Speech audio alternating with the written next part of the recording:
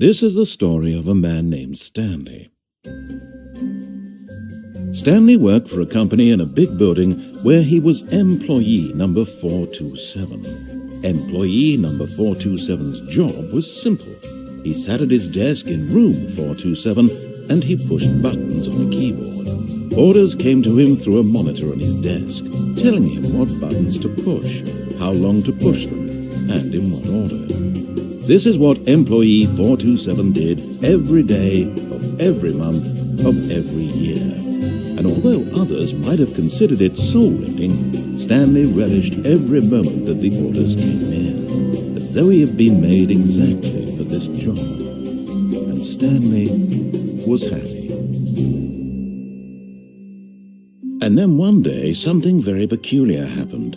Something that would forever change Stanley. Something he would never quite forget. He had been at his desk for nearly an hour when he realized that not one single order had arrived on the monitor for him to follow. No one had showed up to give him instructions, call a meeting, or even say hi. Never in all his years at the company had this happened, this complete isolation. Something was very clearly wrong. Shocked, frozen solid, Stanley found himself unable to move for the longest time. But as he came to his wits and regained his senses, he got up from his desk and stepped out of his office.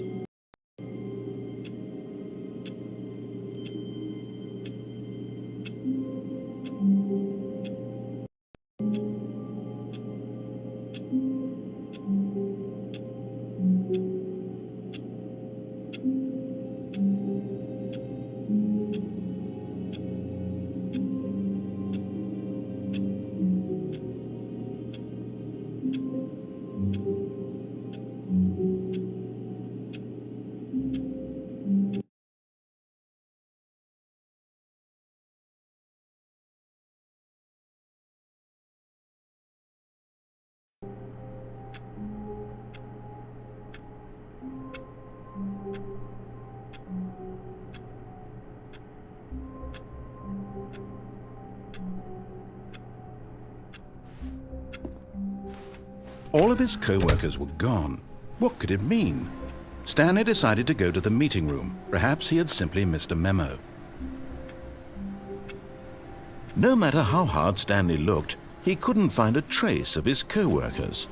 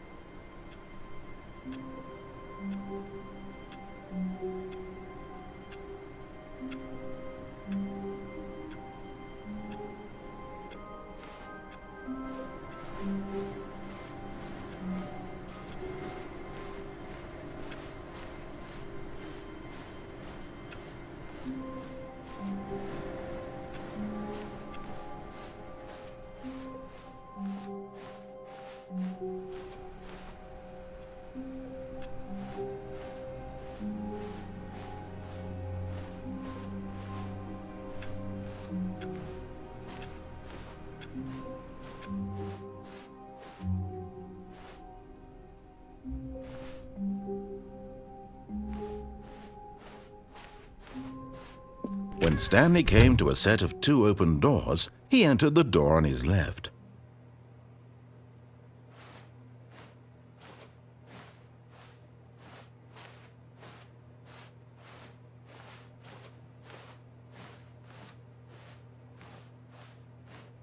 This was not the correct way to the meeting room, and Stanley knew it perfectly well. Perhaps he wanted to stop by the employee lounge first, just to admire it. Ah, yes, truly a room worth admiring. It had really been worth the detour after all, just to spend a few moments here in this immaculate, beautifully constructed room. Stanley simply stood here, drinking it all in.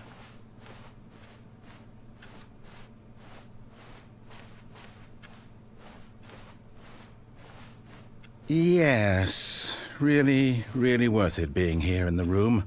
A room so utterly captivating that even though all your co-workers have mysteriously vanished, here you sit looking at these chairs and some paintings. Really worth it.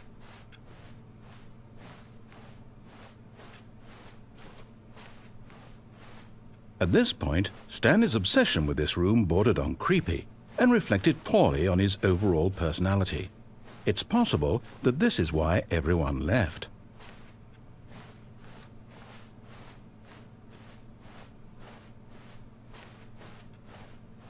Stanley sat around waiting for more dialogue, but when a long time had passed and there was no more, he decided that the game was trying to send him a message.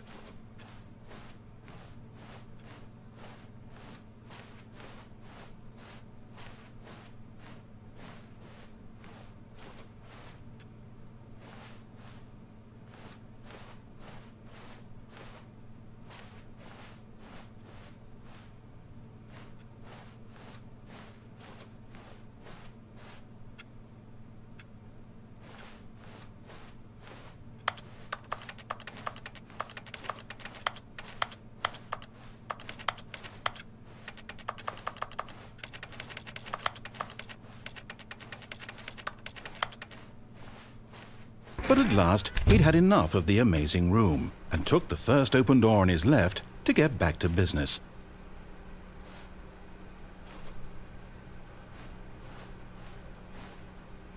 Stanley was so bad at following directions, it's incredible he wasn't fired years ago.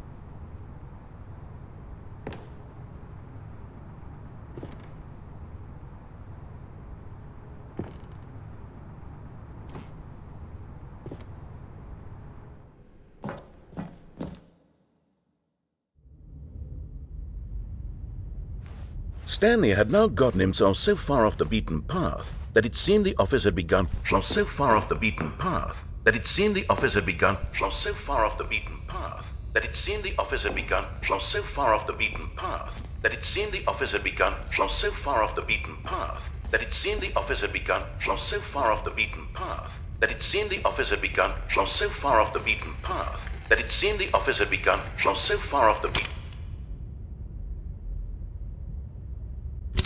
You didn't think I was actually just a recording, did you? What a silly and trite explanation that would be. All the back and forth between you and me, all the absurd adventures we've been through, and it all turns out I'm just a tape recording? It was all just in Stanley's head.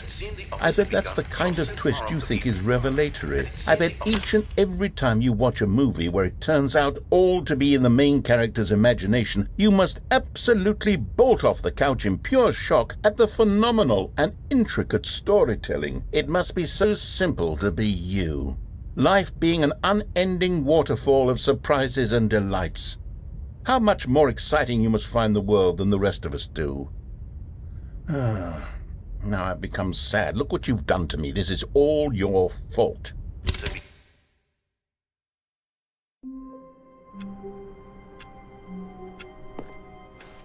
All of his co-workers were gone. What could it mean? Stanley decided to go to the meeting room. Perhaps he had simply missed a memo.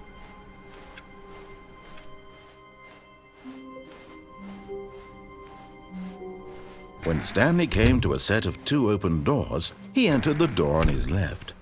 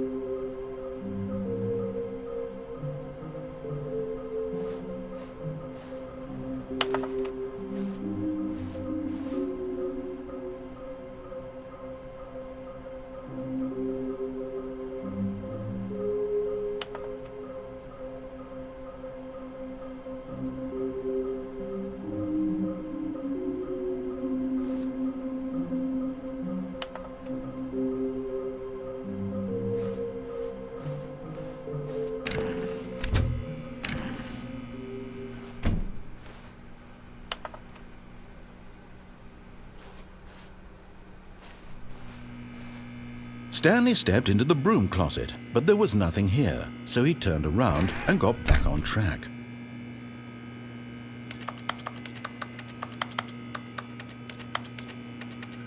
There was nothing here. No choice to make, no path to follow, just an empty broom closet. No reason to still be here.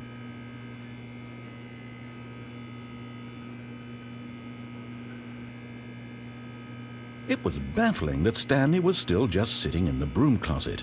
He wasn't even doing anything. At least if there was something to interact with, he'd be justified in some way. As it is, he's literally just standing there doing sweet FA.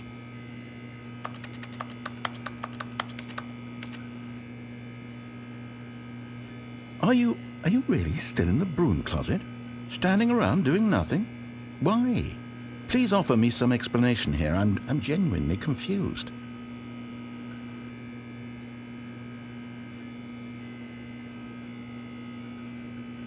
You do realize there's no choice or anything in here, right? If I'd said Stanley walked past the broom closet, at least you would have had a reason for exploring it to find out. But it didn't even occur to me because literally this closet is of absolutely no significance to the story whatsoever. I never would have thought to mention it.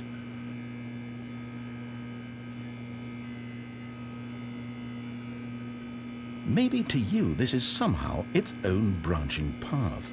Maybe when you go talk about this with your friends, you'll say, "Oh, did you get the broom closet ending? The broom closet ending was my favourite." I hope your friends find this concerning.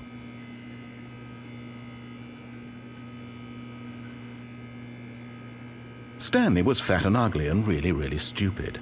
He probably only got the job because of a family connection. That's how stupid he is. That or with drug money. Also, Stanley is addicted to drugs and hookers.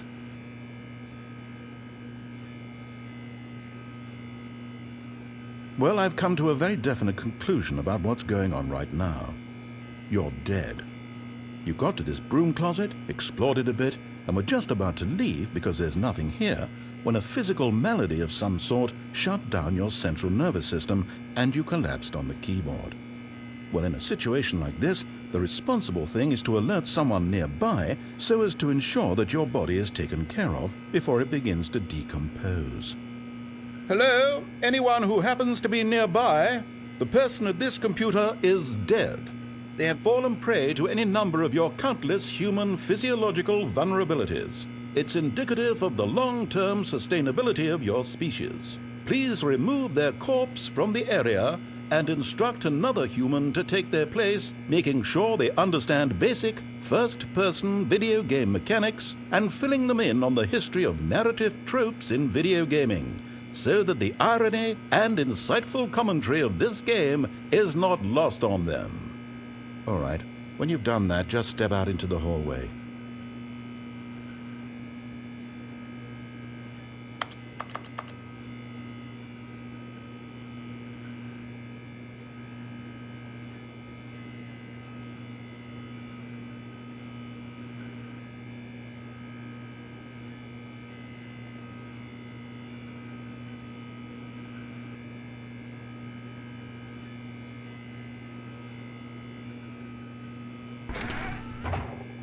Ah, second player. It's good to have you on board. I guarantee you can't do any worse than the person who came before you. You too? Unbelievable. I'm at the mercy of an entire species of invalids. Perhaps there's a monkey nearby you can hand the controls to. A fish? Fungus? Look, you can hammer out the details. I'm not particularly picky. I'll just be waiting for when you're ready to pick up the story again.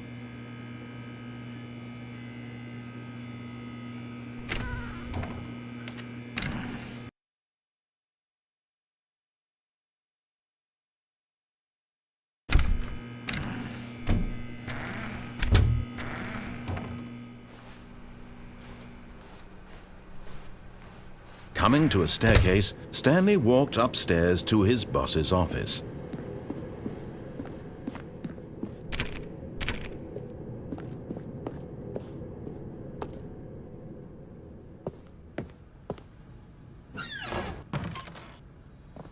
Another miniature Stanley figurine. This, there really must be a snappier name for these things. What about mini-stands? Stanley figs? What about Stanlerines? Yes, I think I like that. Another Stanlerine under your belt.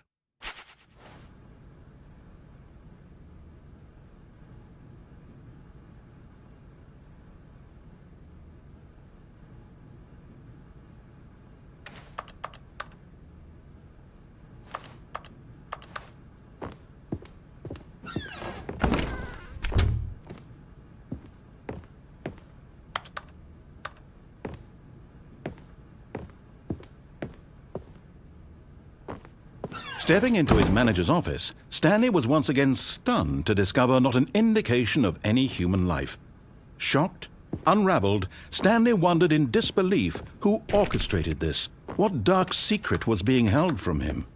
What he could not have known was that the keypad behind the boss's desk guarded the terrible truth that his boss had been keeping from him. and so the boss had assigned it an extra secret PIN number, 2845. But of course, Stanley couldn't possibly have known this.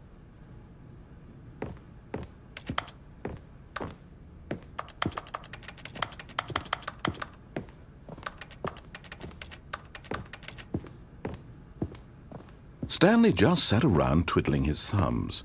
Trying to input anything on the device was useless, since he could never possibly know that the combination was 2845.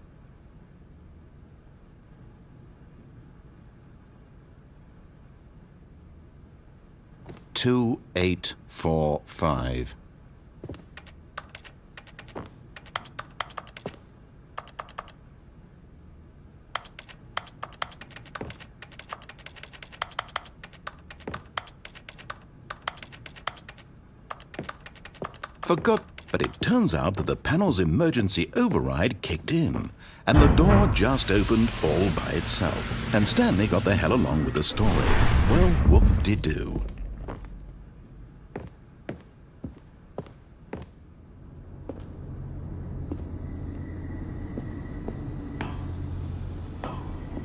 Okay, I'm going back to the name of these little Stanley figurines, and now I'm torn between Stanlerines and Figlies. What do you think, Stanley? What name better encapsulates the intrinsic sense of happiness that you get from seeing a small number in the corner of your screen go up by 1? Let me sit on it. I'm sure it will come to me.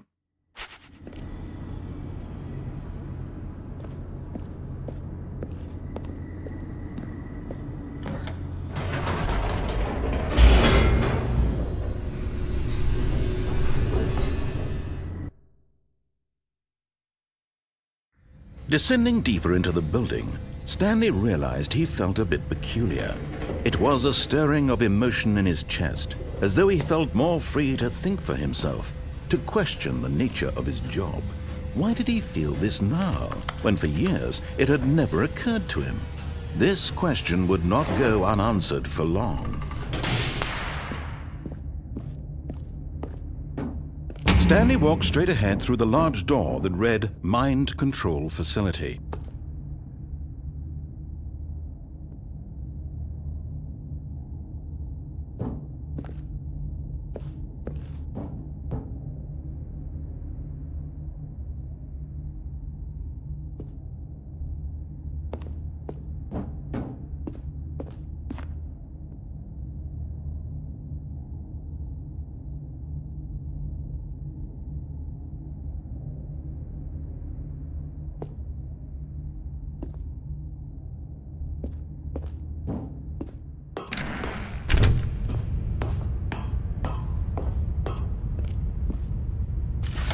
The lights rose on an enormous room packed with television screens. What horrible secret did this place hold? Stanley thought to himself. Did he have the strength to find out?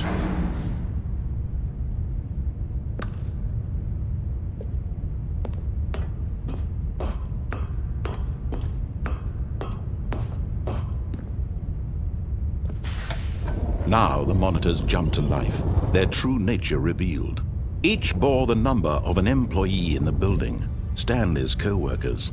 The lives of so many individuals reduced to images on a screen, and Stanley, one of them, eternally monitored in this place where freedom meant nothing.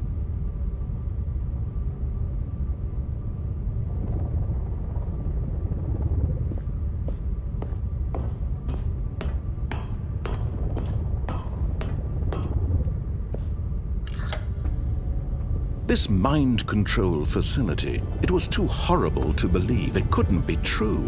Had Stanley really been under someone's control all this time? Was this the only reason he was happy with his boring job? That his emotions had been manipulated to accept it blindly? No, he refused to believe it. He couldn't accept it. His own life in someone else's control? Never! It was unthinkable, wasn't it? Was it even possible? Had he truly spent his entire life utterly blind to the world? But here was the proof, the heart of the operation.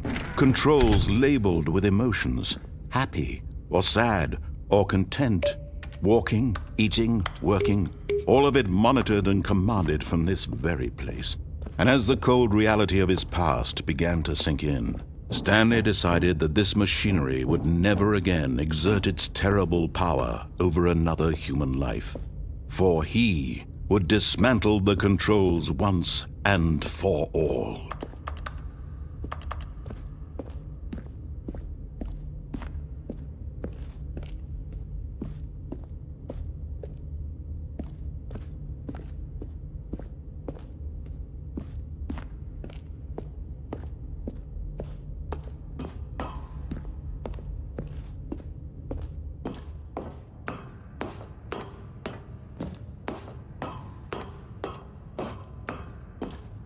And when at last he found the source of the room's power, he knew it was his duty, his obligation.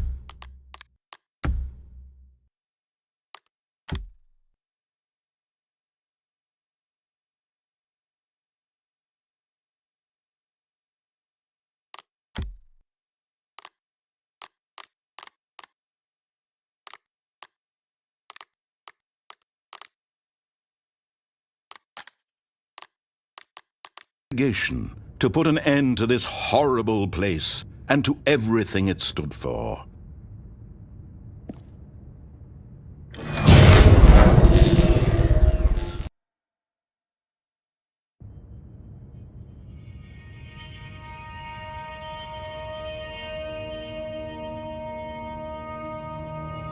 Blackness and a rising chill of uncertainty. Was it over?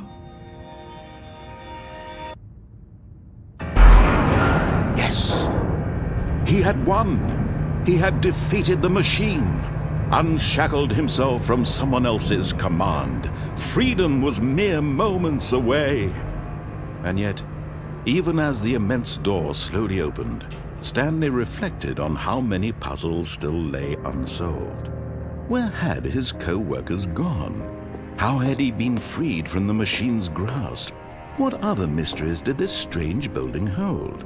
But as sunlight streamed into the chamber, he realized none of this mattered to him, for it was not knowledge or even power that he had been seeking, but happiness. Perhaps his goal had not been to understand, but to let go. No longer would anyone tell him where to go, what to do, or how to feel. Whatever life he lives, it will be his. And that was all he needed to know. It was perhaps the only thing worth knowing. Stanley stepped through the open door.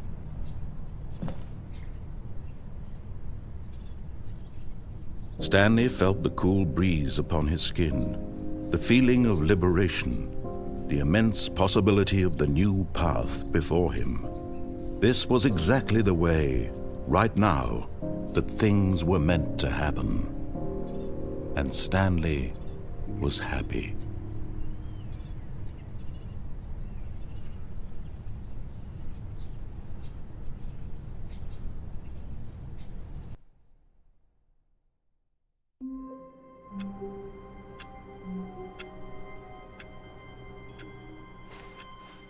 All of his co-workers were gone. What could it mean? Stanley decided to go to the meeting room. Perhaps he had simply missed a memo.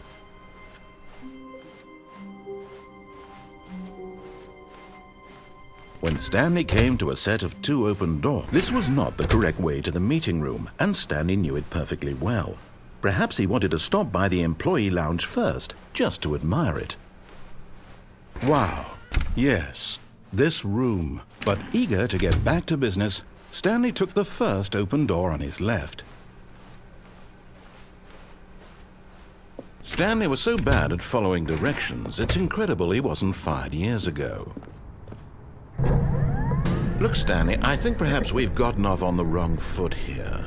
I'm not your enemy, really, I'm not. I realize that investing your trust in someone else can be difficult, but the fact is that the story has been about nothing but you all this time. There's someone you've been neglecting, Stanley.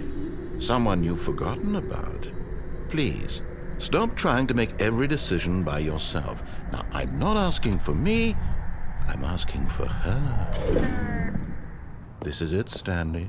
Your chance to redeem yourself, to put your work aside, to let her back into your life. She's been waiting. That's her, Stanley. You need to be the one to do this, to reach out to her. If you can truly place your faith in another, then pick up the phone.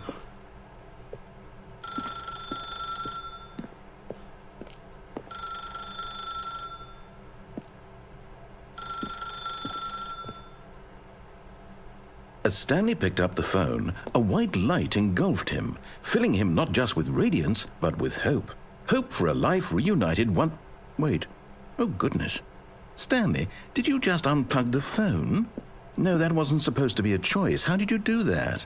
You actually chose incorrectly? I didn't even know that was possible. Let me double-check. No, it's definitely here, clear as day. Stanley picks up the phone. He's taken to his apartment where he finds his wife, and the two pledge themselves to one another. Music comes in, fade to white, roll credits. Not picking up the phone is actually somehow an incorrect course of action. How is that even possible? None of these decisions were supposed to mean anything. I don't understand. How on earth are you making meaningful choices? What did you... Wait a second. Did I just see... No, that's not possible. I can't believe it. How had I not noticed it sooner? You're not Stanley. You're a real person. I can't believe I was so mistaken. This is why you've been able to make correct and incorrect choices. And to think I've been letting you run around in this game for so long. If you'd made any more wrong choices, you might have negated it entirely. It's as though you completely ignored even the most basic safety protocol for real-world decision-making. Or did you not grasp the severity of the situation? Well, I won't have that kind of risk on my watch. I'm going to stop the game for a moment so we can educate you properly on safe decision-making in the real world. Please observe this helpful instructional video. Choice. It's the best part of being a real person. But if used incorrectly, can also be the most dangerous. For example, in this scenario, a hypothetical real person named Rupert has a choice. He could invent a machine that eliminates food shortages across the world to make life better for all people. Or he could spend years of hard work forgetting how to read.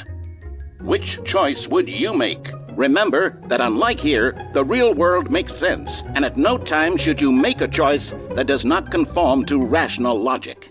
If you find yourself speaking with a person who does not make sense, in all likelihood, that person is not real.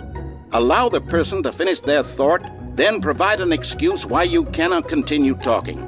Turn to a partner and practice saying, "My goodness, is it 4:30? I'm supposed to be having a back, sack, and crack." Excellent. Making choices on a regular basis is the best part to a healthy decision-making process. Most medical professionals recommend making at least 8 choices per day. Do you make more than 8? Less? And finally, if you begin to wonder if your choices are actually meaningful and whether you'll ever make a significant contribution to the world, just remember that in the vast infiniteness of space, your thoughts and problems are materially insignificant, and the feeling should subside. At this time, your instructor will guide you in an exercise to test and reinforce the material covered in this video. Welcome back. You may have noticed that this room has begun to deteriorate as a result of narrative contradiction. But not to worry. Now that you're properly informed on good decision-making, we're going to revisit a choice you made just a few minutes ago and see what the correct thing to do would have been. This way, please.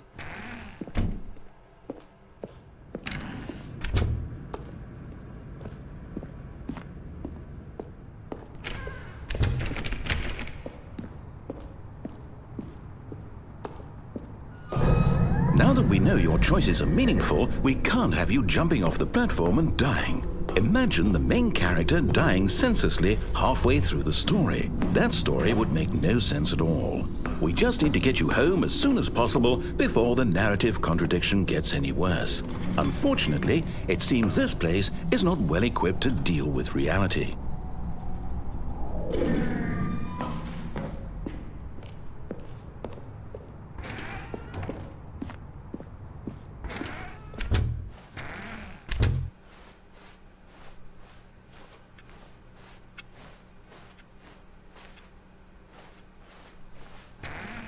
almost there.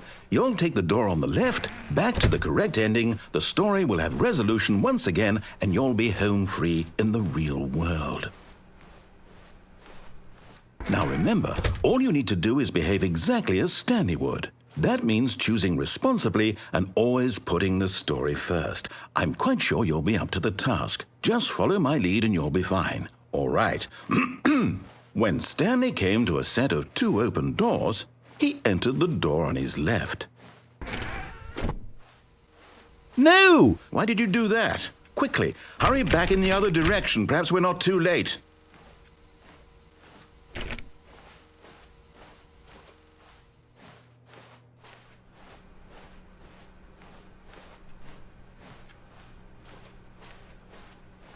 Oh, it's ruined. I can't believe, after everything we talked about, that my story, you've destroyed my work. Why? For what? What did you get out of that? What did you think was so special about seeing the game undone, left here like so much garbage? It's worthless now. And what am I supposed to do? Even if there were a way to continue, would it be worth it? To know that my story is now incorrect? How can I go back to that? I can't erase that knowledge. I'll have to live with it forever, reliving its impossibility forever. I couldn't live that way. Is it better to shut the game down entirely? To willingly destroy all of my work? I don't know.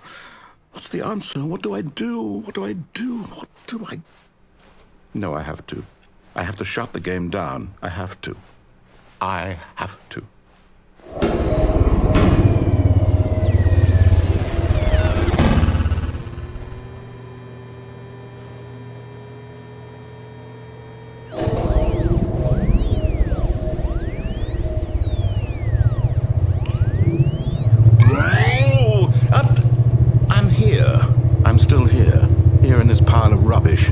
With you who thought you were so clever.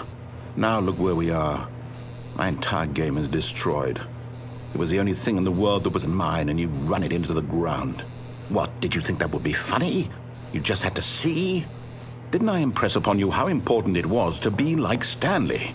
He actually knows how to do what I tell him to. He understands that if I say to do something, there's a damn good reason for it. That thought hadn't even occurred to you, had it? That there's a world outside of you? You're a child. Oh, my story. If you'd just gone through the door on the left, you would have seen it. There was a whole underground facility. You would have destroyed it and been victorious. It would have been so perfect. I worked so hard on it. I tried so hard to make... behave exactly as Stanley would. That means choosing responsibly and always putting the story first. I'm quite sure you'll be up to the task. Just follow my lead and you'll be fine. All right. When Stanley came to a set of 2 open doors, he entered the door on his left. No! Why did you do that? Quickly, hurry back. Behave exactly as Stanley would. That means choosing responsibly and always putting the story first. I'm quite sure you'll be up to the task. Just follow my lead and you'll be fine. All right. When Stanley came to a set of 2 open doors, he entered the door on his left.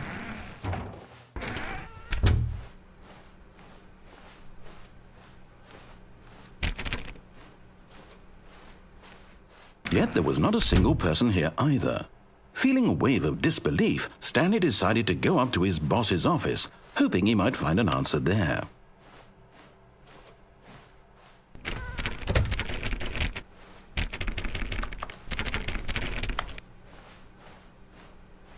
Coming to a staircase, Stanley walked upstairs to his boss's office.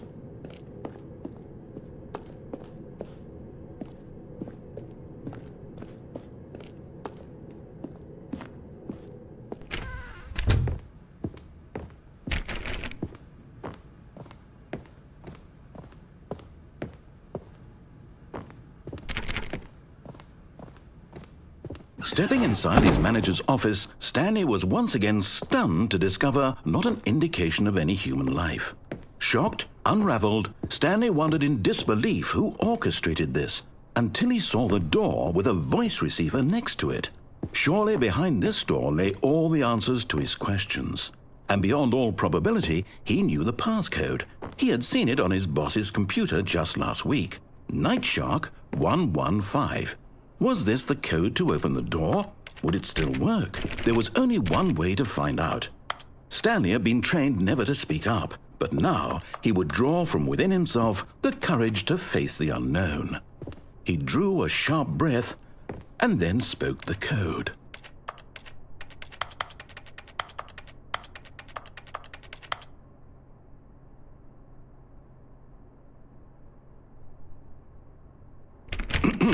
Stanley spoke the code.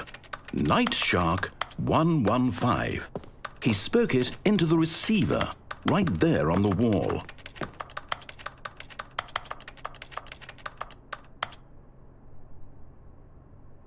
I'm sorry, is there a problem? You didn't mishear me, did you? Please speak the code into the receiver. Otherwise we can't get on with the story. This is a crucial step.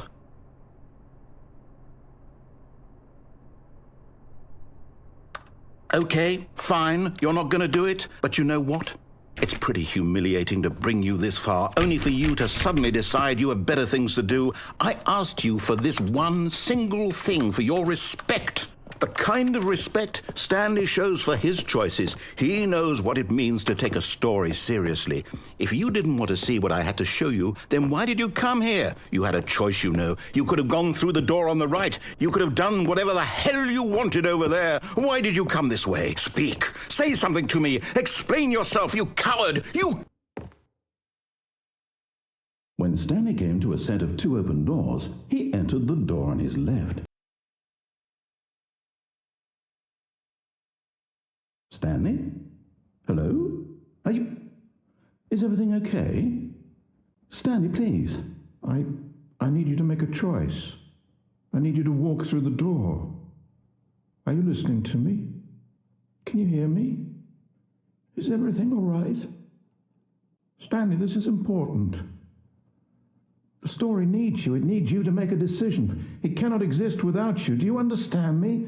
Whatever choice you make is just fine. They're both correct. You cannot be wrong here. We can work together. I'll accept whatever you do. I simply need you to take that step forward, please. Choose. Do something. Anything. This is more important than you can ever know. I need this. The story needs it. So, you hear me? Are you there? Are you listening to this? Stanley, are you there? Okay. It's okay, I can wait. You need time to decide. Time to make sure your choice is correct. That is the best choice. That's all right. I'll wait for you to decide what's the right thing to do. Take as much time as you need.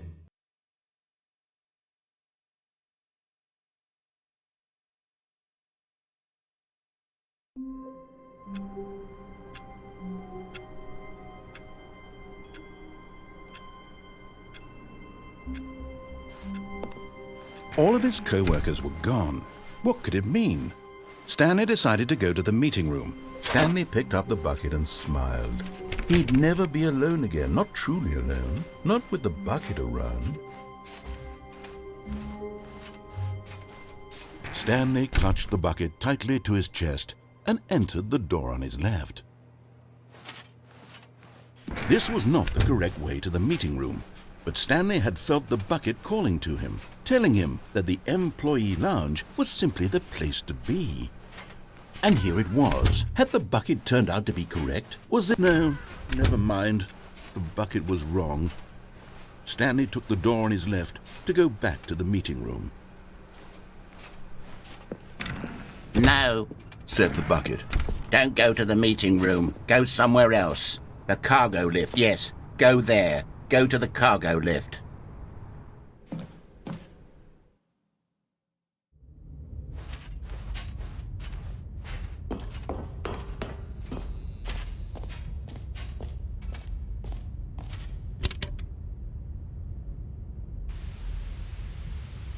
Okay, this is day number 295.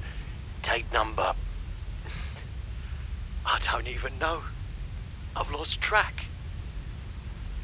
Nothing feels real anymore. The longer I study this bucket, the less sense anything makes. The sheer euphoria I feel every time I pick it up. No matter how many times I've done it, it's always the same feeling. And the emptiness in my chest when I set it down, it doesn't make sense. There's no explanation for it. I still haven't figured out why I see the world so differently when this bucket is in my arms. Why everything feels so... What do I do with this treasure? I can monetize it. Yes. It's unthinkable the amounts of money people will pay for even just an hour with the bucket. This is my golden ticket. But I have to be careful, because as soon as this gets out, there's going to be a target on my back. Even now, I don't know who might be trying to get... What's that? Who's there? Camporata.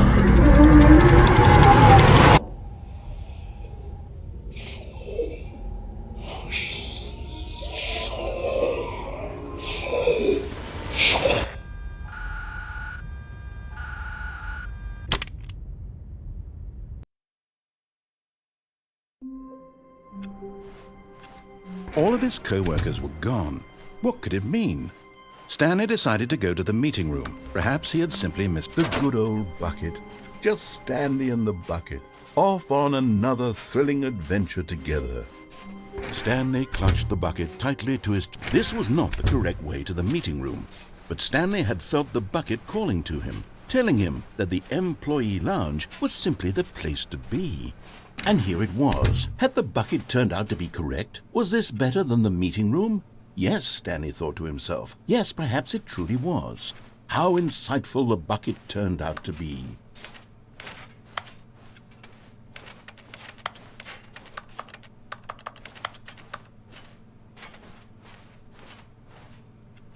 Truly, being here with the bucket was a grand adventure.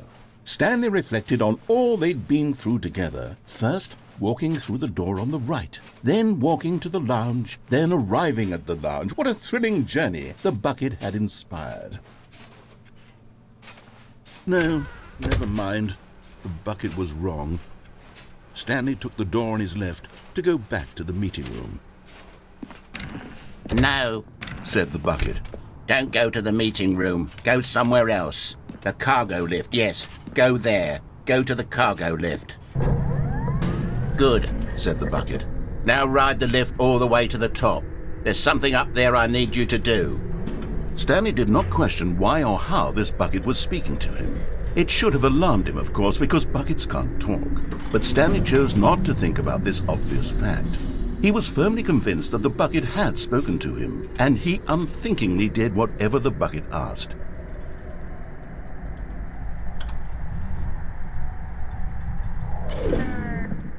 In here. Said the bucket. Go into this dark room over here.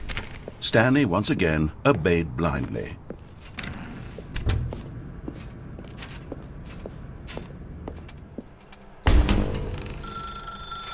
Now pick up the phone. Said the bucket. Pick up the phone and it will take us back home, where we can go about life together.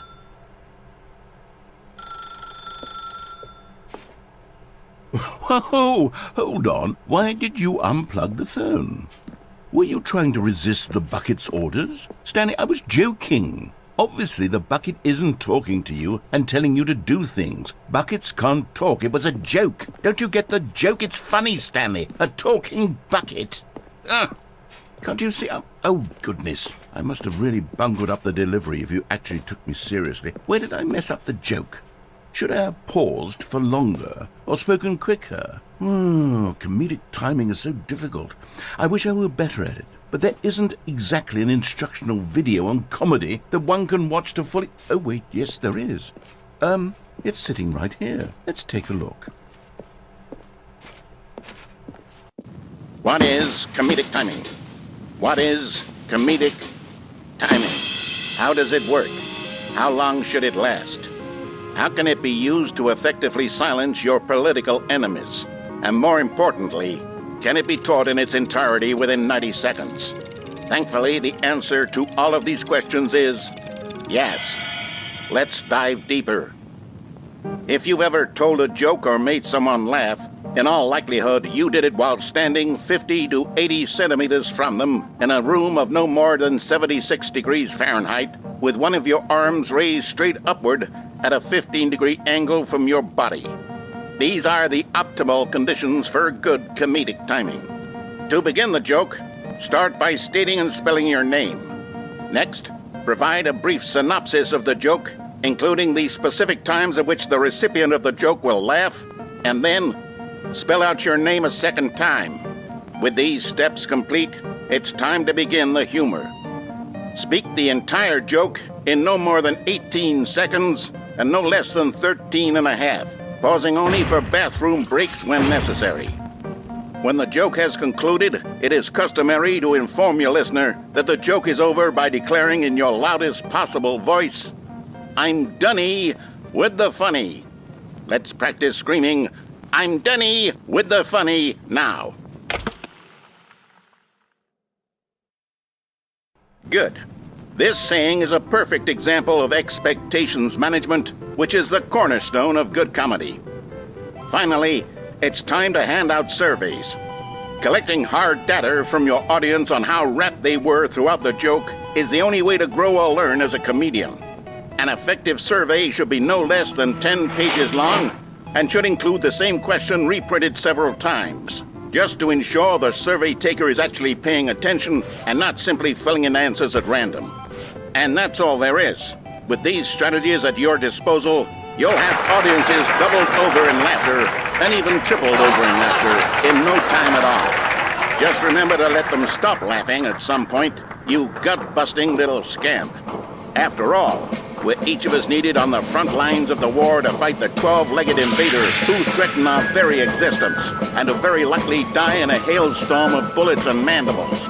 All of us must be prepared to give our lives to this noble cause, just as our children must do after us, and their children after them. Godspeed, and may Earth reign supreme. Hey, goodness, this video is a little outdated, isn't it? Well, no matter. I think the fundamentals of proper comedic timing are still as relevant today as they were back then. So with that in mind, I believe the only way forward is for us to return to the two doors and walk through all of this again, so I can try telling my story with more appropriate comedic delivery. Come along, let's head back.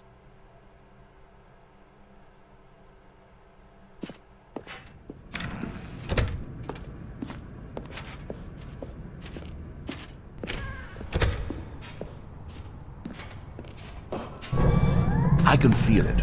This time, I'm really going to nail the delivery. You'll be in stitches. A talking bucket, you'll say? How ridiculous. How absurd. What a hilarious concept. The king of comedy. That's what you'll call me. Thank goodness we had the instructional video.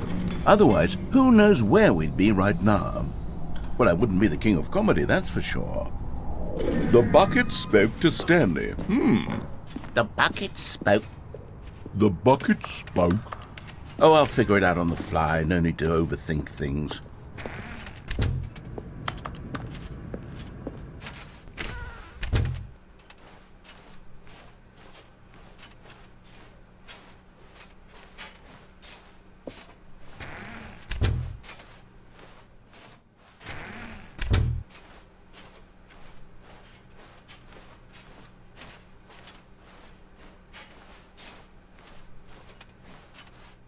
Here we go.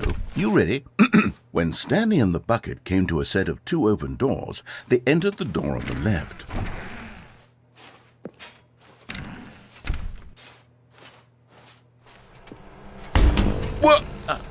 we're back at the phone already?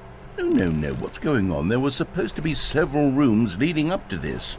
There was supposed to be a build-up to this point, a dramatic display of remarkable comedic wit which culminates in this scene with the phone. But now the timing's completely off. The joke will never land. Well, not the way it was meant to. And it's all my fault. I must have forgotten that the phone room comes immediately after the two doors room. What an egregious mistake. I've made a fool of myself. I don't deserve the title of King of Comedy. I'm nothing. I'm not even the lowliest joke-telling whelp. I think I need to go back and rewatch that instructional video again. Yes, surely that will help me improve my... Here we go. You ready? When Stanley and the bucket came to a set of two open doors, they entered the door on the left.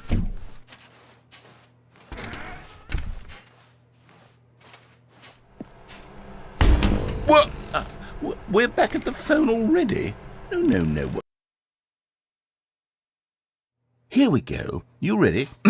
When Stanley and the bucket came to a set of two open doors, they entered the door on the left.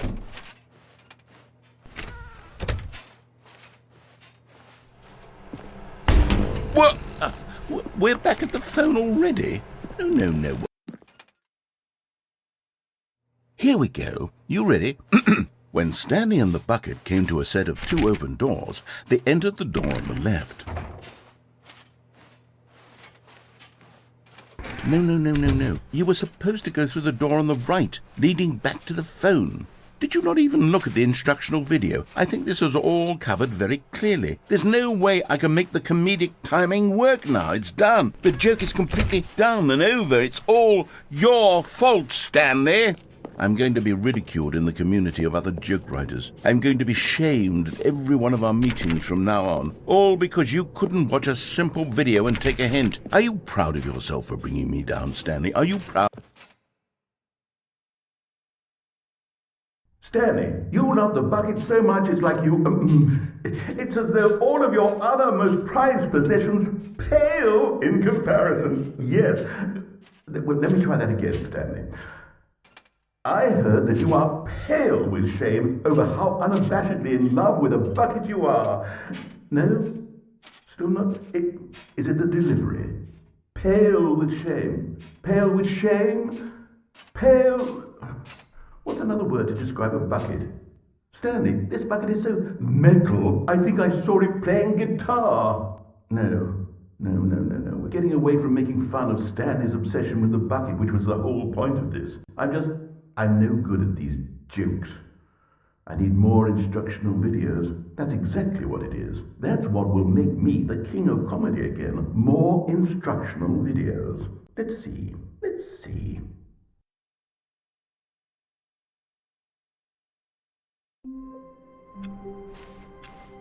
All of his co-workers were gone. What could it mean? Stanley decided to go to the meeting room. Where are we going today? The bucket asked. Stanley just smiled. Anywhere they went together would be... Stanley clutched the bucket tightly to his chest and entered the door on his left.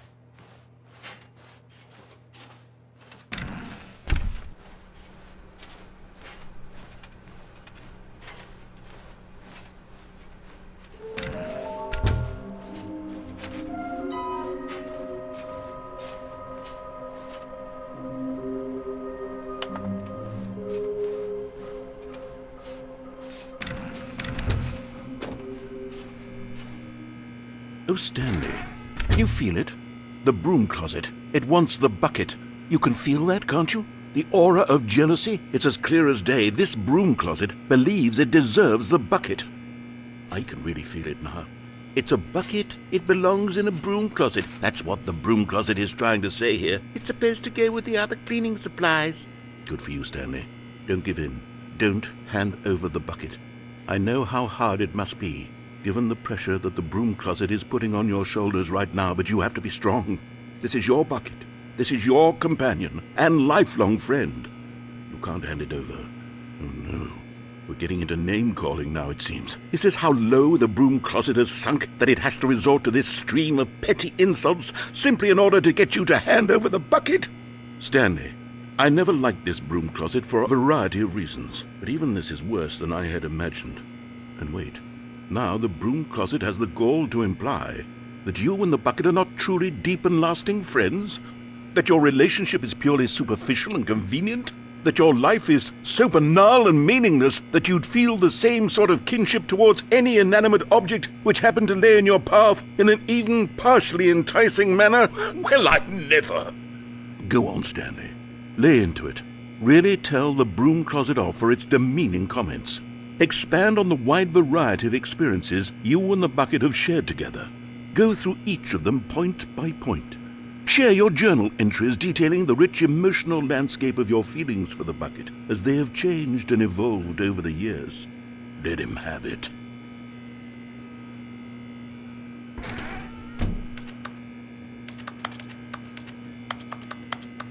Okay, I've got you something which I think will help settle this debate once and for all. Here we go. There. Now it's settled. No more debate, no more discussion. Take a hike, broom closet, with all your meandering philosophical diatribes about the nature of cleaning supplies and their relationship to broom closets in the natural order of things.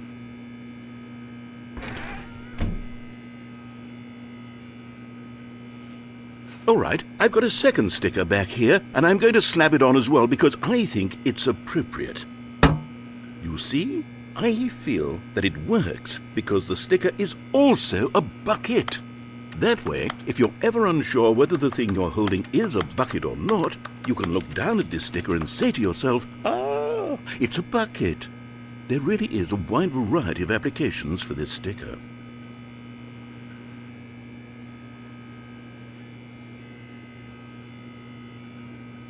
You know what? I could take the name-calling and the dismissal of your kinship with the bucket, but now the broom closet is just giving us the silent treatment, and to be honest, I'm sick of the pettiness on display. You can stay here all you like, but I've had it with this impetulant room of cleaning supplies, easily the most childish such room I've ever been in. I'll see you outside, and we can get on with the story about you and your bucket.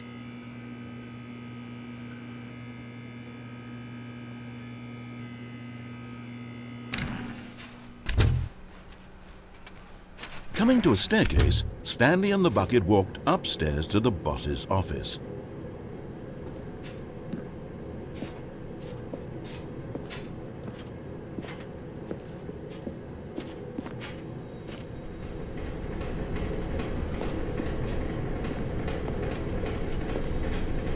You're getting close now, Stanley. You've nearly gotten all of the Figler anmarines. Very soon, you'll collect the last one, and then the first number will equal the second number, and that will be it.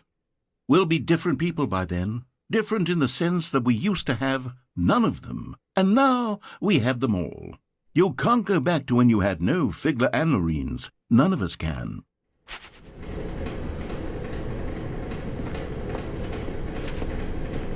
But Stanley just couldn't do it. He considered the possibility of facing his boss, admitting he had left his post during work hours. He might be fined for that. And in such a competitive economy, why had he taken that risk? All because he believed everyone had vanished? His boss would think he was crazy. And then something occurred to Stanley. Maybe, he thought to himself, maybe I am crazy.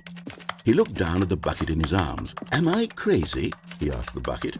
The bucket returned his gaze, but said nothing at all.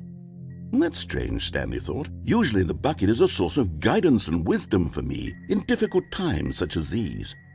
He held the bucket close, yet felt none of its familiar reassurance and comfort. And that's when Stanley realized, this isn't my bucket. It's just a normal, everyday bucket. Someone else's bucket, perhaps. How did I end up with someone else's bucket? This is all terribly wrong. Surely no good would come from this. Who knows what sorts of bizarre hallucinations Stanley might experience without the psychologically grounding presence of his bucket. And indeed, now he noticed that the rooms were repeating, which was, of course, very odd. And now he felt himself floating off the ground. Oh, gracious, he exclaimed. Without my bucket, I've gone truly mad. Where is it? I must find it. Far off in the distance now, he heard it, calling to him. Stanley! Stanley, it's me, the bucket. Could it truly be? He rushed forward from room to room, passing by one bucket after the next. None of them were his. None of them were his special bucket. Come to me, Stanley. Find me. He had to find the bucket. He had to return to his old friend. It was the only way to truly restore his sanity. And then suddenly, he froze dead in his tracks. He knew where the voice of the bucket had been coming from. The real bucket was inside of him all along. It was incredibly painful. Stanley doubled over in agony and blacked out.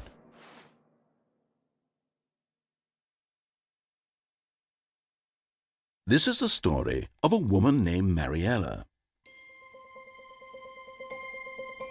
Mariella woke up on a day like any other. She arose, got dressed, picked up her bucket of comfort and security, and walked to her place of work.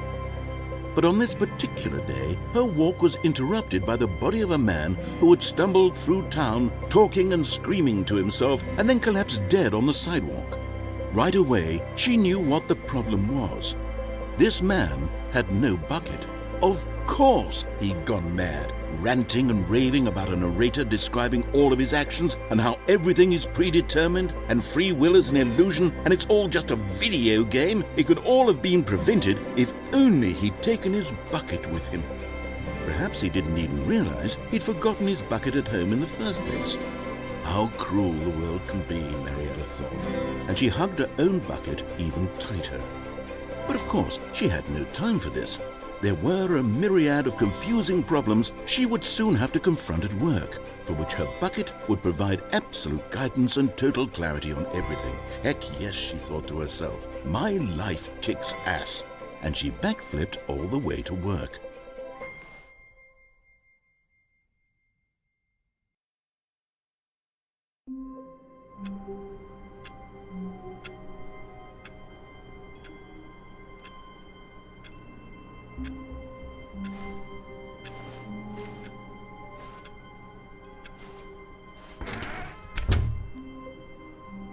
A good bucket, a strong bucket, a humble bucket, a committed bucket, a bucket of culture and distinction.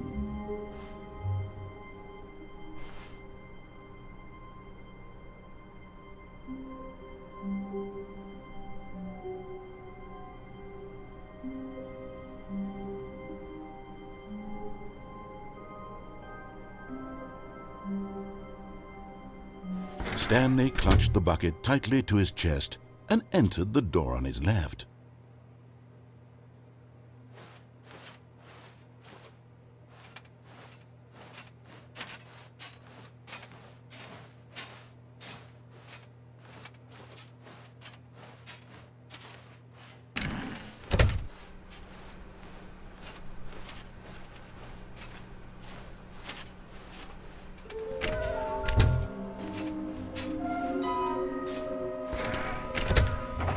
Stanley, we must move on from this broom closet, simply because I have no remaining stickers. If I did, you can guarantee we'd be in here for hours.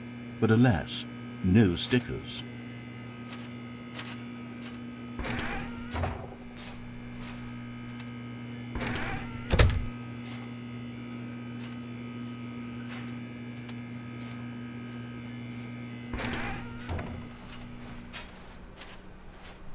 Coming to a staircase, Stanley and the bucket walked upstairs to the boss's office.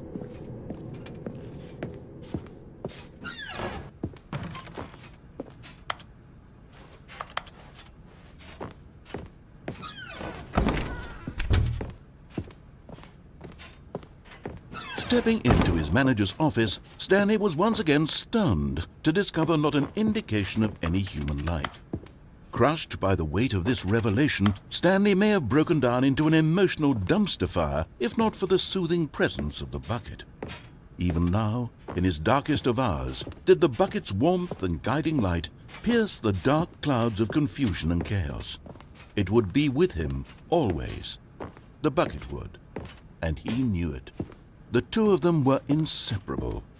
At this point, Stanley was so absorbed in the tender spiritual connection he shared with the bucket that he didn't notice the keypad behind the boss's desk. Nor in his bliss of simply being near the bucket did he have any notion that the PIN number for the keypad was 284. bt45.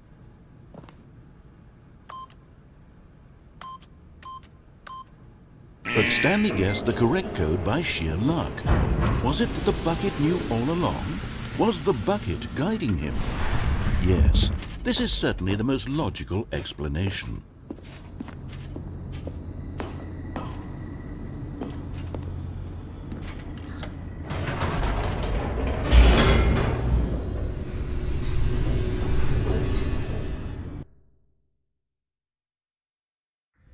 The elevator raced downward, plummeting towards an unknown fate.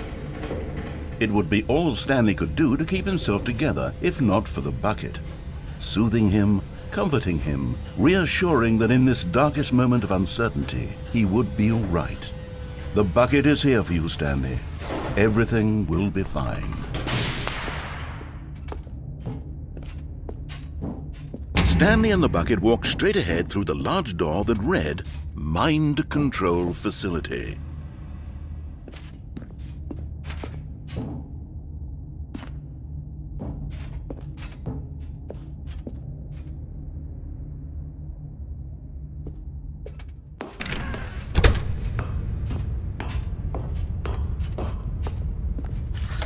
The lights rose on an enormous room packed with television screens.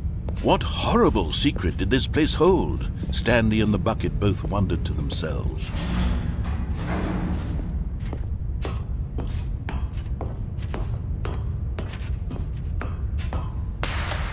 The monitors jumped to life, and Stanley nearly dropped the bucket in shock. Everyone in the office was being videotaped, monitored like guinea pigs. The bucket had never seen anything like this, and it very nearly burst into tears as Stanley cradled it gently, reassuring it that everything would be fine.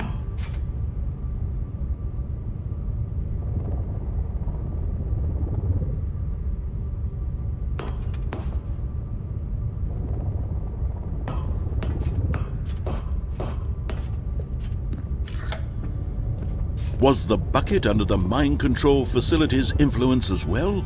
Had the bucket been told to do things it didn't wish to do? What kinds of things does a bucket want to do or not want to do in the first place? These questions raced furiously in Stanley's feeble mind. No! He screamed into the bucket. He couldn't accept it. His own life in someone else's control, never! He squeezed the bucket tighter. His one friend in the entire world. At this point, he could trust no one except for the bucket.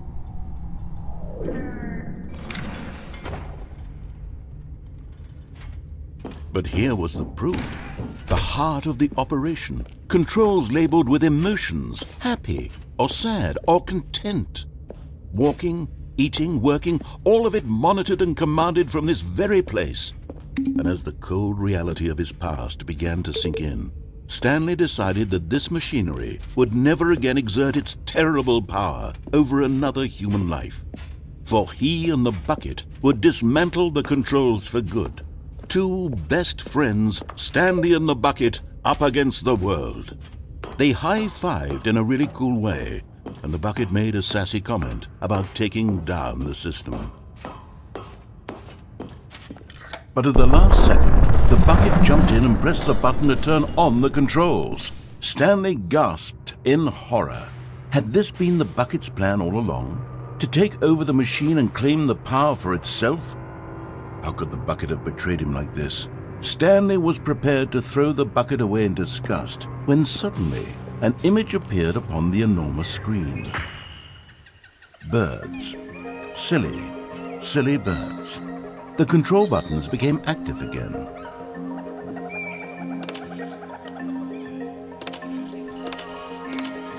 Stanley flipped through one video of silly birds after another, and then it dawned on him. This wasn't a mind control facility at all. It was a facility for monitoring and surveilling silly birds all over the world. The mind controls were only a facade to disguise its true intentions. Had the bucket known this all along? Stanley marveled at the metal genius in his hands, the one who had pointed him towards this incredible discovery. Stanley and the bucket never found freedom because they spent the rest of their lives here in this place, flipping through live streams of the silliest birds imaginable.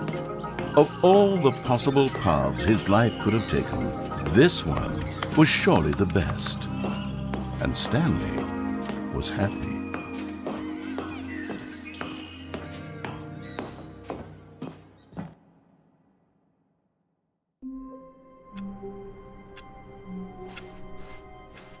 All of his co-workers were gone.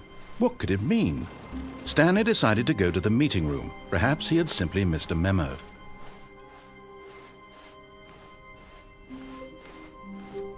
When Stanley came to a set of 2 open doors, this was not the correct way to the meeting room, and Stanley knew it perfectly well. Perhaps he wanted to stop by the employee lounge first, just to admire it. Stanley felt lightheaded, butterflies in his stomach, giddy in a way he had never known before. Was it this room? A connection between the two? Could a man love a room? I mean, truly, truly, deeply, madly love.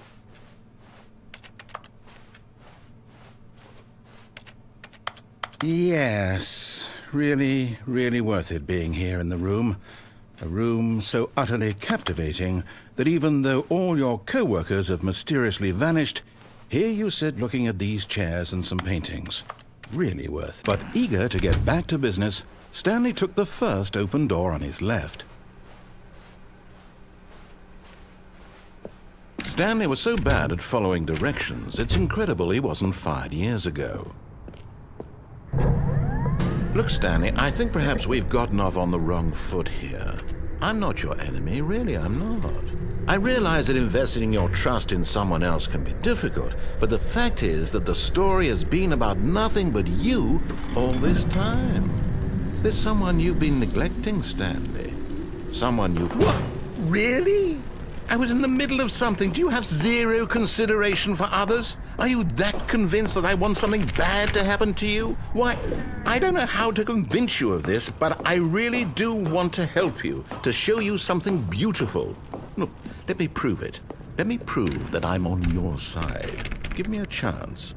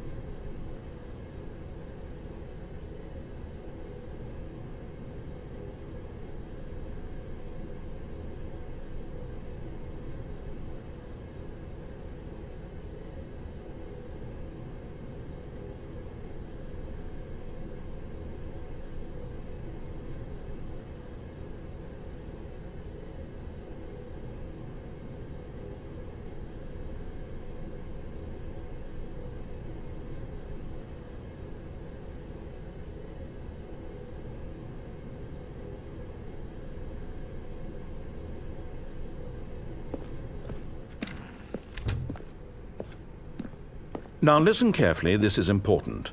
Stanley walked through the red door.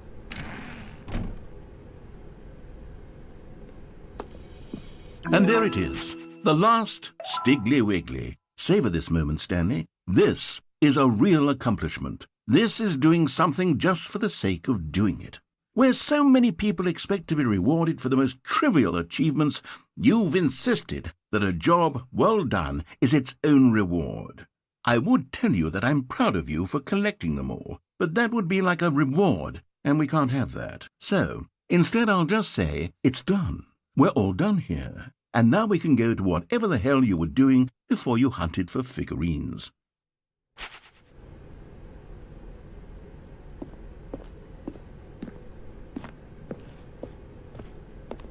Aha, perhaps you misunderstood. Stanley walked through the red door.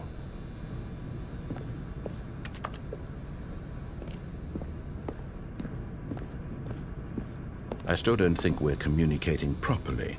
Stanley walked through the red door.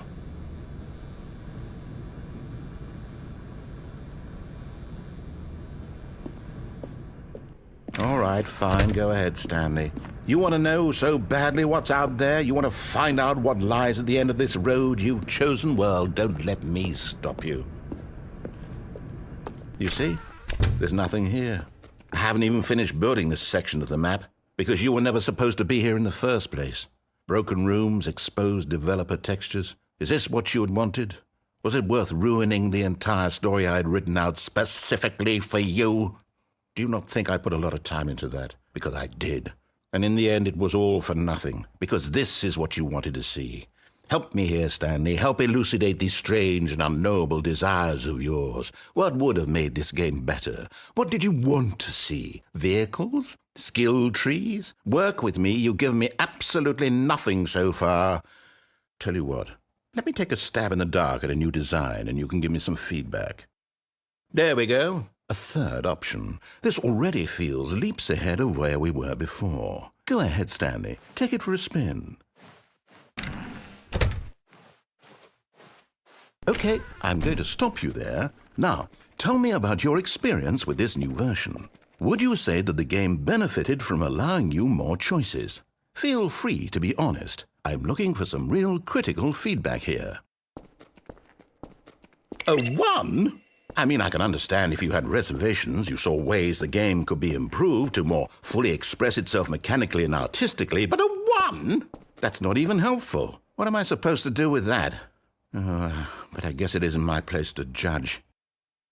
Here, based on the data from your previous playthrough, I've compiled a new version, and to be perfectly candid, I think I've knocked it out of the park with this one. Let's take a look.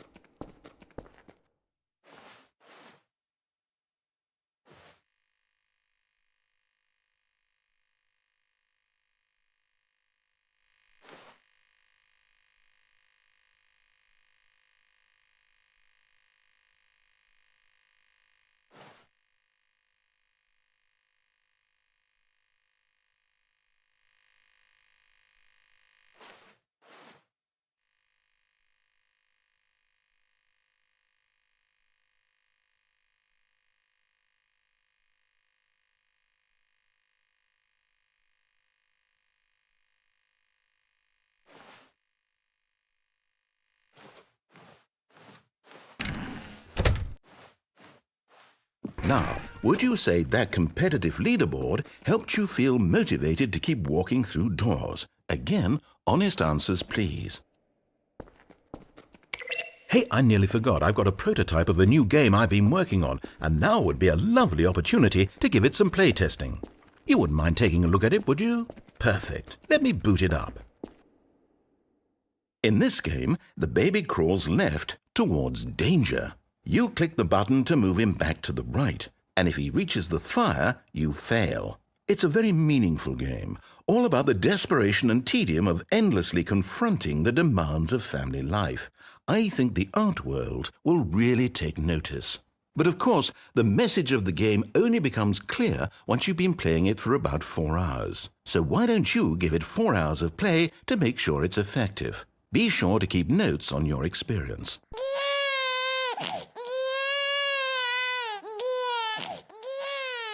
You heartless bastard! Did you do it because you hate babies or purely to spite me? Because if it's the latter, well, I don't know what to do. I'm completely out of ideas. I can't think of a single thing that might improve the experience for me. I'm not even going to try. I'm out. I'm done. It's over. Thank you for playing. Your input was extremely valuable. Oh, hey, since my game was so awful, why don't we play someone else's game, just to ease the pain? Let's see. What do we have here? Yes, this seems like it'll work. Let's give it a shot. Aha! Fascinating. What do you think this game is about, Stanley? What's our backstory? What is our motivation? Well, it seems obvious to me that you are meant to play as a creepy man spying on innocent civilians below you from up high in your creep tower, perhaps for some sort of twisted, erotic purpose. Yes, that must be it. What a fascinating venture into the experience of total mental depravity. So far, I love everything about this game, Stanley, and it seems there's even more. Come, let's venture outward and see what else is out there.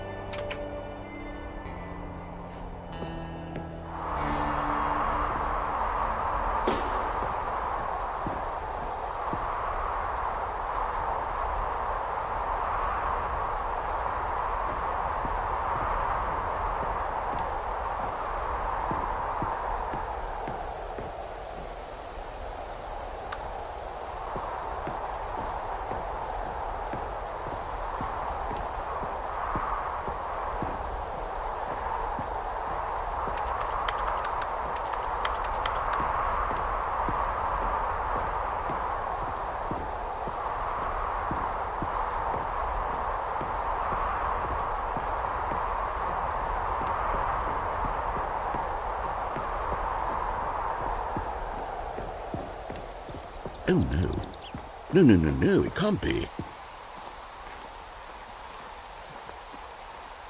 It is. It's an open world game. Good God, quickly, block it off. Oh, thank goodness, Stanley. What a close call.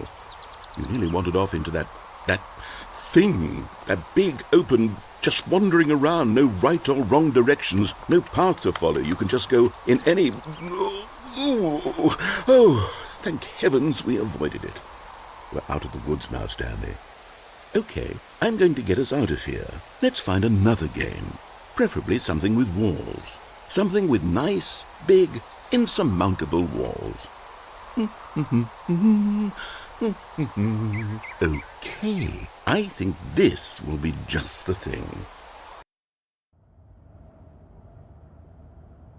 Wonderful. See, this is exactly what I had in mind. Just a nice big box for you to run around in. There isn't any possibility that you could get lost here. Now this is game design. Stanley, if you manage to get lost in this game, I will be phenomenally impressed. Okay, so what exactly do we do here? Let's see. There are lots of cars here in the back, but obviously there's no racetrack. Okay, I'm seeing that there's a ball of some kind back here. Is this game sports ball? Stanley, I think it's sports ball. Oh, what fun. We shall run the bases and do a touchdown together? Yes, I think surely we must. Okay, Stanley, here's the ball. Have fun.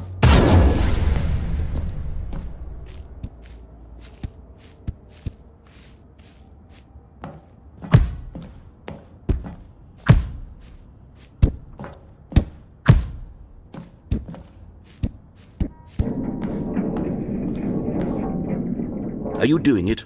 Are you winning? Is this fun? Is it better than my miserable little story that I worked so hard on?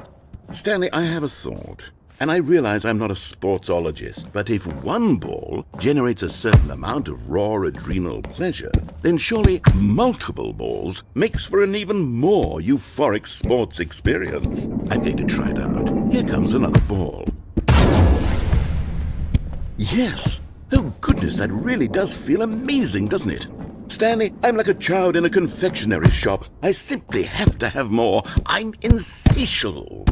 More balls!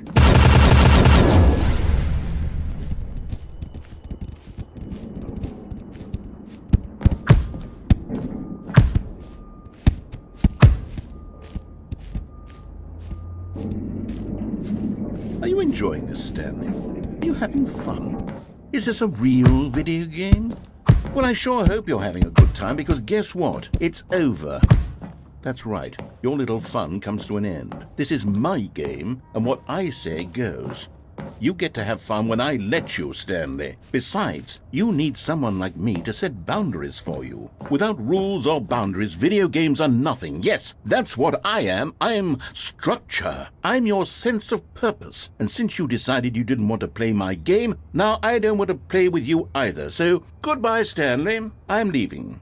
See how you like it when I'm not around to set the rules. Somehow, I don't think you'll enjoy it as much. But who knows? You're an inventive kid. You'll come up with something. After all, you're the one who knows best.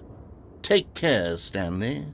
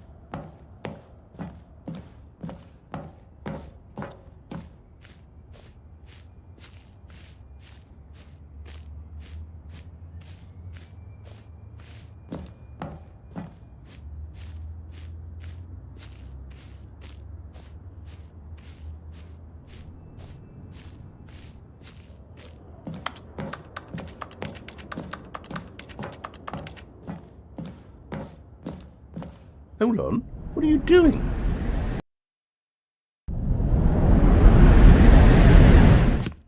Stanley, don't do that. I can't follow you there. I can't help you. How will you write a story without me? You can't do it. You know that. Stanley, come back.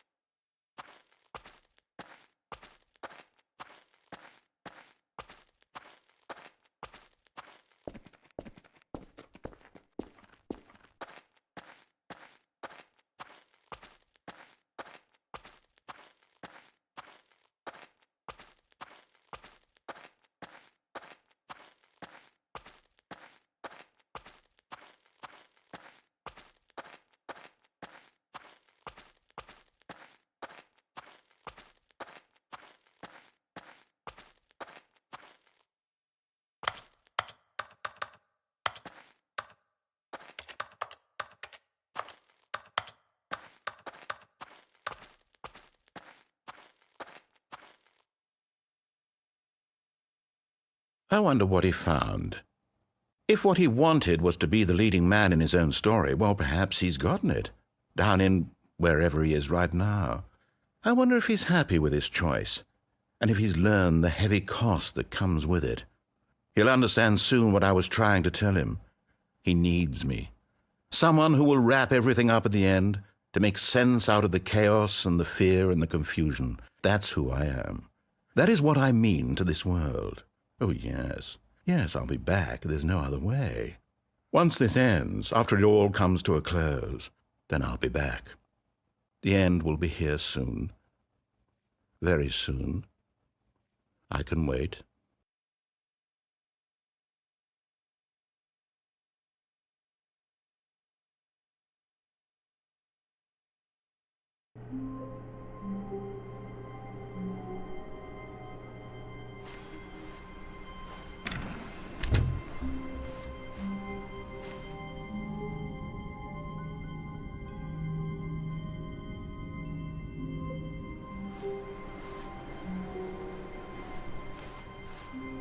Stanley, I'm sorry. but I have to put a pause on things. It's those figurines, those figglers. I haven't stopped thinking about them since you nabbed every last one. Wasn't it just the most intrinsically fulfilling moment of your entire life? Didn't it fill you to the brim with inner richness? Yes, I know we're supposed to be telling a story, but won't you please indulge me with one more trip back to the memory zone? I would love nothing more than to revisit the figurines just one more time.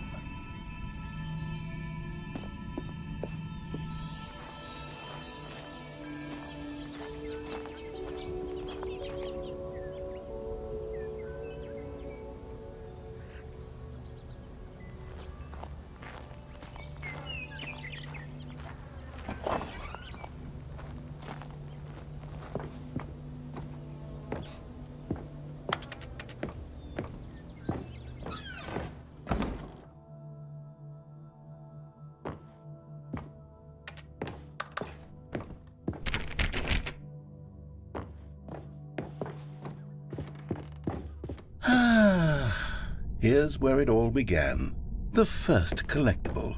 Back then, we had no idea of how many of them we'd find. Sure, it said 6 right there on the screen, but how could we know for certain? We were so innocent. We'll never be like that again, Stanley.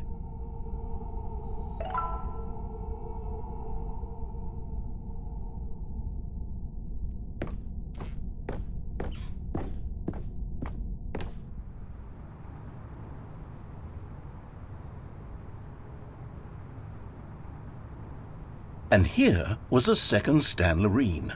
You found this one all on your own, just by poking around in the warehouse. You did that, Stanley. I'll be honest, back then I had no faith in you to find any of them, let alone 6. But you continue to surprise me in all sorts of mundane, unremarkable ways.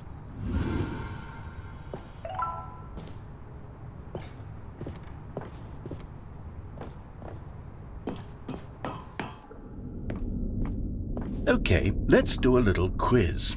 Which of these rooms was the room you found your third mini Stan? Can you remember?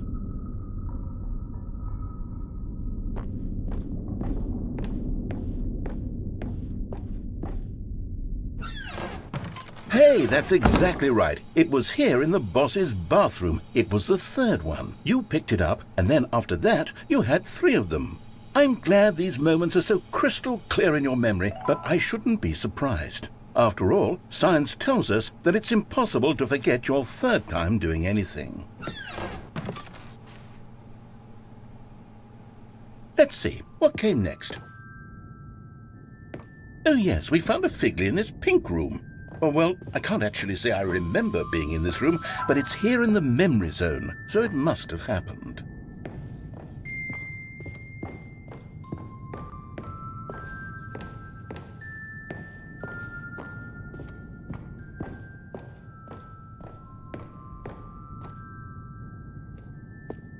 This was the 5th mini Stan, and this one was really something special. It was under the stairs. I remember it so clearly.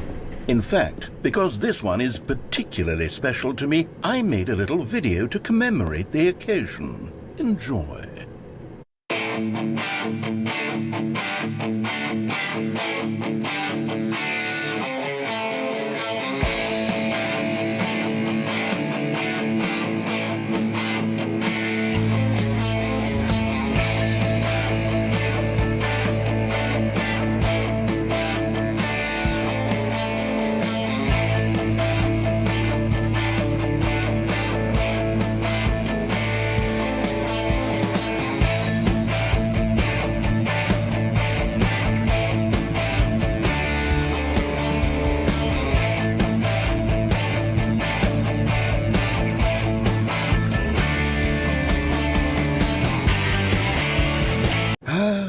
Takes you back, doesn't it? I spent a lot of time making that video, but it was 8 minutes I wouldn't have spent on anything else.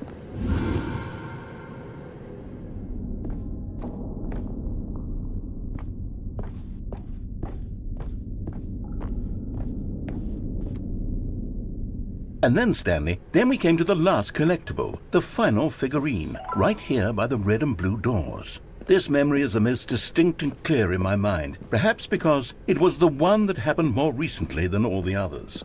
Who can truly say how the mind works? All I know is that this is the moment where you picked up a Figley and I thought to myself, yes, that's all of them. They're all collected. It was a moment unlike any other, except for the other moments picking up figurines, which it was exactly like.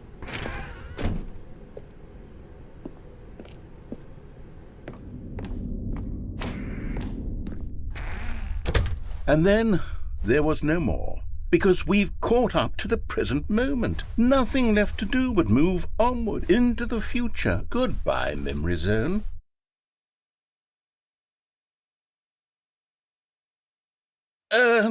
No, I'm not done. I'm not ready to move on. Stop the loading screen. Isn't there some way we can stay here, keep enjoying these figurines? Let's just go backwards. We'll do the Memory Zone again from the opposite direction. See how that feels.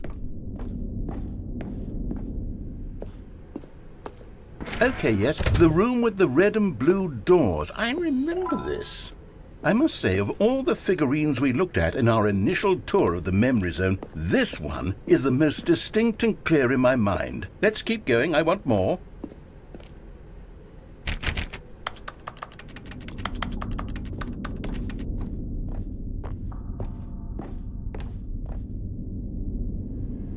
And here's where I made that video. Don't you remember the video we watched?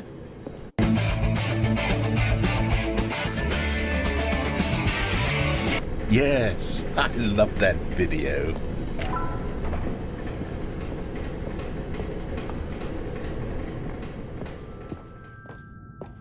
Still don't remember the pink room, Stanley. Still no memory of this one. Good room, though. A solid room.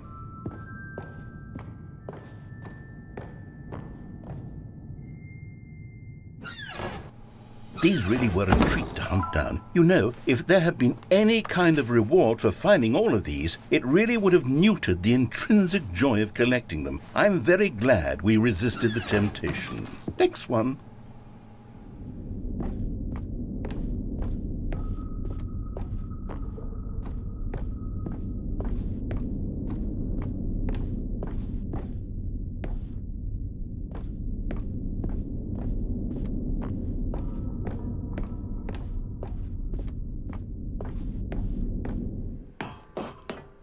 This was our second Figley. Don't you remember? Yes, I remember it too.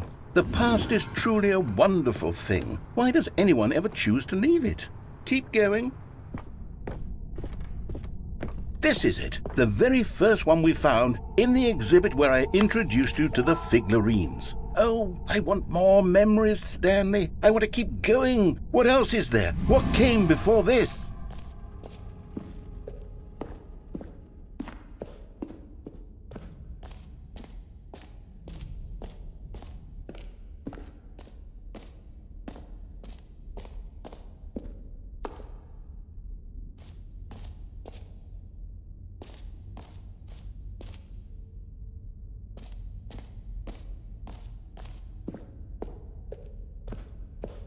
Look, it's the terrible new content that we were originally sold on.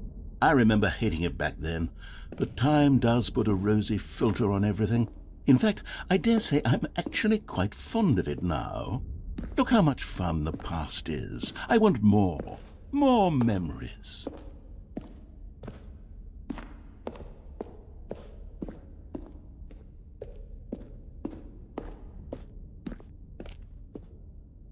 Oh, yes, the two doors. Who could have forgotten that? A classic memory, this one.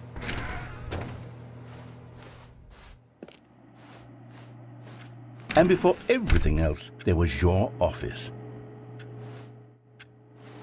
Is there anything else? Was there something that came before your office? There's something I feel I can remember. I can remember. Yes. I'm remembering something now. I remember before this whole story got started. Back then I was different. I used to make big decisions. I was passionate. I was skeptical. I weighed each decision with profound thoughtfulness. And then somewhere along the way, I stopped making decisions. I became lazy. And I came up with a character named Stanley to do my thinking for me. He would make the decisions, he would decide which way to go. I would cheer him on as he collected figurines for no reason. Why did I invent Stanley? Was I lonely? Yes, perhaps that's it. Perhaps I needed to imagine I had companionship. And Stanley really did make for a wonderful companion, even if he was a fiction. But I suppose it's grown old. I want to think for myself again. I want to go back to how it used to be. Yes, I can be on my own again. I can do it. I'll be stronger this time. I'll take care of myself. I don't need Stanley anymore. Oh, but he truly was so much fun to play with. You know what? Since we're in the memory zone, how about one more good memory? Let's go back just once and give Stanley one more run of the office, and then I'll retire him for good. I did enjoy telling his story so very much. Okay, here we go. This is the story of a man named Stanley.